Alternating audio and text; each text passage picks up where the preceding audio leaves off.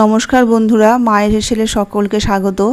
তো আজকে আমি আপনাদের সঙ্গে শেয়ার করব একটি নিরামিষ পনিরের রেসিপি, ক্যাপসিকাম পনির।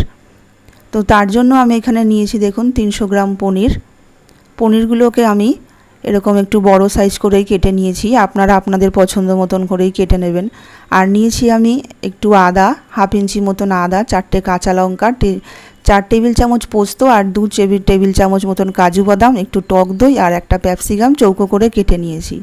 আর আমি গ্যাসে একটা কড়াই আগে থেকে একটু বসিয়ে রেখেছিলাম। কড়াইটা গরম হয়ে গেলে 2 চামচ মতন এখানে রিফাইন অয়েল দিয়ে একটু নুন দিয়ে পনিরগুলোকে আমি এখানে দিয়ে দিলাম।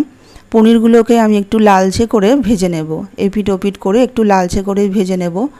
আর পনির ভাজার সময় গ্যাসটা কিন্তু বাড়িয়ে রাখতে হবে, না হলে পনিরগুলো কিন্তু নরম হয়ে ভেঙে যেতে পারে। আর পনির খুব ভাজার দরকার নেই, খুব সময় লাগবে না পনিরটা ভাজতে, একটু দু পিঠ একটু লালচে করে ভাজা হলেই হয়ে যাবে। তো বন্ধুরা, এই রেসিপিটা আপনারা কিন্তু ভাত, রুটি, লুচি, পরোটা সব কিছুর সঙ্গেই, ফ্রাইড রাইস সব কিছুর সঙ্গেই কিন্তু এটা সার্ভ করতে পারবেন। ভীষণই ভালো খেতে, এটা দারুণ টেস্টি হয়। দেখুন আমার পনিরটা ভাজা হয়ে গেছে, আমি এবার তুলে নিলাম প্লেটে। আমি কড়াইতে আর তেল দেব না, ওই তেলের মধ্যেই আমি ক্যাপসিকামগুলোকে একটু 4-5 মিনিট একটু নাড়াচাড়া করে ভেজে নেব, গ্যাসটাকে মিডিয়াম করে।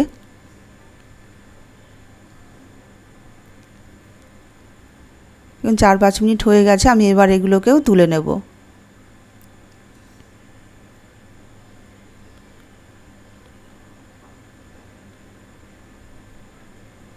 এবার ওই তেলের মধ্যেই আমি একটু 2 চামচ মতন ঘি দিয়ে দিলাম। ঘিটা গরম হয়ে গেলে যে আদা আর কাঁচা লঙ্কাটা নিয়েছিলাম সেটার পেস্টটাও এখানে দিয়ে দিলাম। গ্যাসটাকে এই সময় একদম লো করে দিলাম।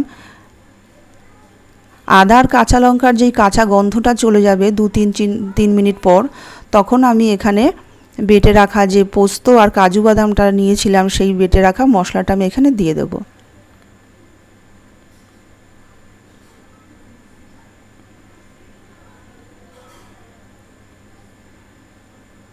কাজু আর পোস্তর পেস্টটাও এখানে দিয়ে দিলাম।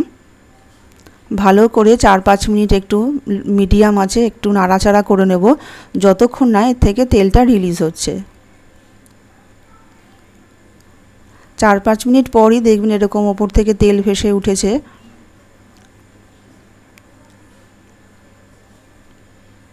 দেখুন মোটামুটি আমার মশলাটা কিন্তু সুন্দরভাবে কষানো হয়ে গেছে, ওপর থেকে তেল রিলিজ হয়ে গেছে। এরপর আমি এখানে দিয়ে দিলাম 2 চামচ মতন ফ্যাটানো টক দই। টক দইটা দিয়েও ভালো করে একটু নাড়াচাড়া করে নেব।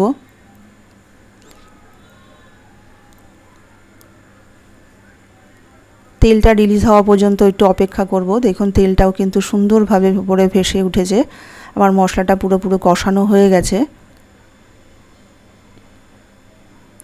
আর একটু নাড়াচাড়া করে আমি এখানে দিয়ে দিলাম পরিমাণ মতন জল। গ্রেভিটা একটু গাঢ়ই হবে, খুব পাতলা হবে না, সেই বুঝে একটু জলটা দিতে হবে। আর এখানে দিয়ে দিলাম হাফ চামচের থেকেও একটু বেশি নুন। নুনটা যা স্বাদ মতন আপনারা দেবেন। আর দিয়ে দিলাম 1 চামচ চিনি, যেহেতু এটা নিরামিষ রান্নাটা একটু মিষ্টি মিষ্টি হলেই খেতে ভালো লাগে। দেখুন ঝোলটা ফুটে উঠেছে। এবার ঝোলটা ফুটে উঠলেই আমি পনিরগুলোকে দিয়ে দিলাম।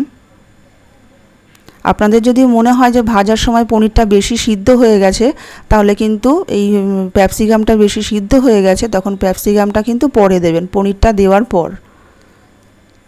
আমার ক্যাপসিকামটা একটু শক্ত আছে, আমি তাই আগেই দিয়ে দিলাম। ক্যাপসিকামটা যেই নরম হয়ে যাবে একটু, তখন আমি ভেজে রাখা পনিরগুলোকেও দিয়ে দেব।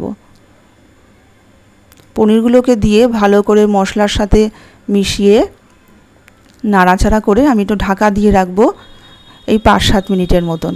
তো দেখুন 5-7 মিনিট পর আমি আপনাদের দেখাচ্ছি কীরকম সুন্দর হয়ে গেছে। রেসিপিটা কিন্তু একদম পুরো কমপ্লিট। লাস্টে আমি 1 চামচ ঘি দিয়ে রান্নাটা আমি কিন্তু শেষ করব। রান্নাটা কিন্তু পুরোই তৈরি। দেখুন একটু নাড়াচাড়া করে নিলাম।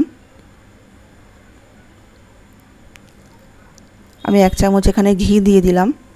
এবার গ্যাসটা অফ করে দিলাম। রান্নাটা কিন্তু সার্ভ করবার জন্য টোটালি রেডি।